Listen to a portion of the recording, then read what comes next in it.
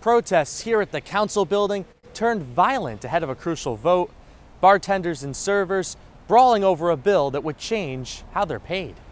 Several weeks have passed since the devastating attack by Hamas in Israel, and there are still families living with the nightmare of a loved one being captured. We spoke with one of those families who shared their experience during this difficult period of time. A reunion it sure was, after a dog and his owner were reunited thanks to the help of two good Samaritans. Lewis is among the job seekers here at Jobs Not Guns, an event that offers a chance for people to find work and avoid crime. We really are experiencing a close and quite historic election here in the Commonwealth of Virginia. Now, right behind me is the Virginia House of Delegates, and the main question is, who is going to control it? At Catholic, we're fortunate to have the Rome School, which hosts many plays and performances for our university community. And there's a collaborative effort that takes place that allows these shows to be as notable as they are. Some people take Halloween decorating to a whole new level, but at this house on Sherman Circle, the decorations are quite literally overboard. A government shutdown will occur if Congress fails to come to an agreement. Federal workers would not be paid during a shutdown, and many historic venues across the district would feel its effects. President Joe Biden is back in D.C. this afternoon after his visit to the Middle East yesterday. He urged people in Israel to not be consumed by rage as the war continues. Biden compared the war to the Holocaust. He promised the U.S. would not stand by like it did decades ago. However, he is asking people not to seek revenge and dismiss the suffering of people in Palestine who are not part of Hamas. Good afternoon. Thank you for joining us for the news at noon. I'm Michael Dane.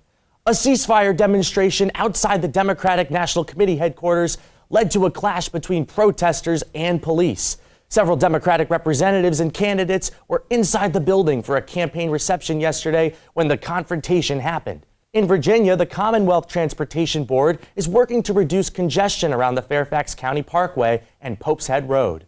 The $49 million project will replace an existing traffic light with triple roundabouts. This is a mock-up of what the interchange will look like once it's finished. The project will also build a path connecting the Parkway Trail to the future Patriot Park, install a sidewalk along Pope's Head Road, and add acceleration lane for drivers. Construction on the interchange is expected to be completed in late 2026. Coming up on the news at noon, stretching your dollar, where DoorDash will pick up and deliver your cold and flu season needs. And later, a possible panda reunion, what the president of China told President Biden that signaled a possibility that pandas are returning to the U.S. We'll break down their conversation. 6 D.C. council members are working together to keep renters out of unsafe housing. Well, they say third time's the charm. Lawmakers in the House will be holding another vote today to elect a new speaker. This comes after Ohio Representative Jim Jordan came up short again. Things are looking bleak for Jordan, who lost 2 more supporters during the second round of voting yesterday. 22 Republicans opposed electing Jordan. We'll hear more from our Capitol correspondent coming up after the break. Virginia's governor says there will be an increase in law enforcement at places of worship. He revealed this during a meeting with Jewish community members. The governor also says law enforcement has received additional training to identify anti-Semitism in the state. Youngkin reinforced his commitment to stand with Israel. We'll talk more of the latest in Israel later in the hour. Protests here at the council building turned violent ahead of a crucial vote, bartenders and servers brawling over a bill that would change how they're paid. A fight broke out between 2 protesters at a tipped workers rally with some harsh words to follow. We're fighting here for minimum wage, for everybody to get the right wages. This want to touch my boss? She's crazy. She's crazy. Go back to New York. Really? No, we're from Massachusetts. New York. We're from Massachusetts. Go back to and Massachusetts. We fight for New York too. This is Maryland. And we fight for New York Maryland, too. the free state. All right, they're free Go on back the to street. Massachusetts. They're free off the street. The violence leading police to arrive on scene. What prompted the fight? Controversial legislation that, if passed, would require restaurants and bars to pay their servers full minimum wage, a move that has been gaining traction in various towns and cities throughout the U.S. We come to work, Exactly. With expectations that I'm rewarded. If you knew that what you do, you're going to get paid for. That is what I do when I give service to a table. I expect gratuity because they expect good service. People that are already paid minimum wage can still receive tips. Nobody's saying no tips. Lawmakers heard testimony during today's public hearing. It is unclear when Montgomery County's council will vote on this legislation. In Rockville, Michael Dane, DC News Now. Several weeks have passed since the devastating attack by Hamas in Israel, and there are still families living with the nightmare of a loved one being captured. We spoke with one of those families who shared their experience during this difficult period of time. It's my sister. I would do anything for her. Like if I could go to where she is and rescue her, I'm willing to risk my life to get her back, but I just don't know where she is. Yarden Roman Gat was taken hostage by Hamas earlier last month. Yarden's brother Gili and cousin Maya spoke with us about what they know. Yarden and Alon seized an opportunity and decided to escape.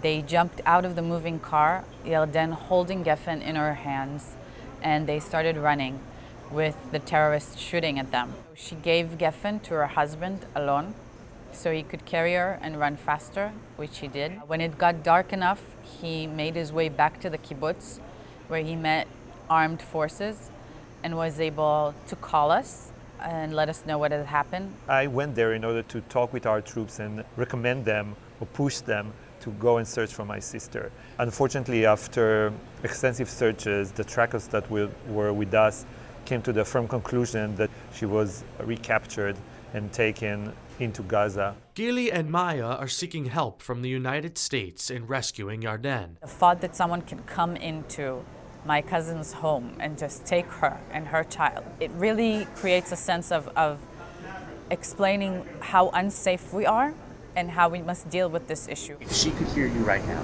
right, there was one thing that you could tell her, what would it be? We just want her to know that Geffen, her daughter, is alive, and that the brave attempt that she did to save her daughter's life was fruitful. Maya and Gili will be heading to New York in the coming days to meet with United Nations officials to do whatever possible to get Yarden back home to Israel. In the Rayburn House office building, I'm Michael Dane, DC News Now. A reunion it sure was after a dog and his owner were reunited thanks to the help of two good Samaritans. Zelina Ahmed was reunited with her dog Max after being attacked Saturday night by two suspects who ripped her dog right out of her hands outside of the Fort Totten metro station. I just started calling my sister because she was on the phone with me when the detective called. I told my job because I'm still working, so I needed to come get him. And here we are. Ahmed called the police after the incident and filed a police report in the hopes that she'd find her dog. I got to work on Detective Hayes' tone because he was so calm about it. I didn't even process what he was saying. I had to rethink it. And then I was just like, I couldn't even understand like the words that were happening because I cried myself to sleep last night. Dave Graham, who was walking down Anacostia Avenue, noticed a furry creature by itself on the side of the road. I just stopped one of the officers and told him I believe this was the dog that was missing, and it was. I'm just glad to be at the right place at the right time. That's all. Ahmed says she is planning on keeping in touch with Graham and take him out to dinner to thank him for rescuing Max. In Northeast DC, I'm Michael Dane, DC News Now. A lot of people don't get this type of chance to better themselves. People always downgrade them, degrade them, and it's wonderful to have people that care that will help you. Lewis is among the job seekers here at Jobs Not Guns, an event that offers a chance for people to find work and avoid crime. I also have a 2-year-old, so what I do also impacts her. And varying skills and interests call for a variety of opportunities here at the job fair. Sometimes there are barriers to employment. And so what we do is not only do we invite employers, but we invite training programs, unions, and all other kinds of activities to help people to get job ready. No, nobody's going to just walk in and hand you a job. You have to be able to be job ready. And that's what we try to do, is bring all those resources under one roof. Others express difficulty in finding a job, but hope that this event will steer them in the right direction. It's been really tough, but I keep moving forward. I'm here to look for some jobs that are good for me and that can teach me the ways and skills to have a job and keep it a job because I really want to learn all these skills and work really hard. This is the 10th Jobs Not Guns program ever held, and organizers are already planning the next one. In the DC Armory, I'm Michael Dane, DC News Now.